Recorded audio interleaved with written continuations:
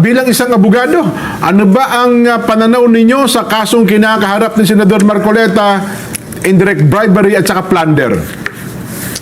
Alam niyo po itong yung kaso na ito yung sinasabi ko dapat magkukwento kayo ng kasinungalingan, lapit-lapitan niyo sa katotohanan. Ganun ho ba? Ito sobrang layo niya po sa katotohanan, parang nangyayari, nagkukwentuhan kami ng mga kapwa kaabogado sa ang aming sentimiento dito. Alam niyo, para ako yung pinag-aralan natin noon sa law school, parang nababoy na lahat, parang tinapon na lahat yung batas, because there is no such crime as plunder, where the fund involved is private fund. Ito ay campaign contribution.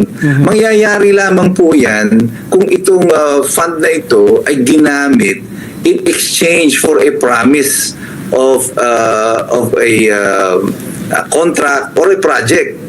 Nung panahon nagdo-donate sila, hindi pa naman senador si Senator Marcoleta. Wala naman siyang project, wala naman siyang kontrata. Wala naman silang naiharap o naipakita na ebidensya para sabihin na nangako nga, may mga kontrata nga na ipinamigay si Senator Marcoleta sa kanila in exchange for this.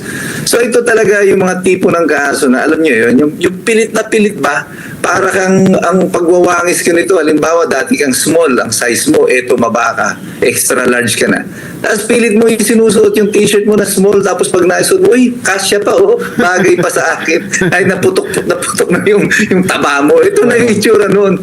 Ito ang itsura ni Ombudsman dito sa ginagawa niyang kaso na ito. Talagang putok na yung itsura ng kaso. Obvious na nung dyan, mas maganda, bakit mo ginigipit si Senator Marcoleta?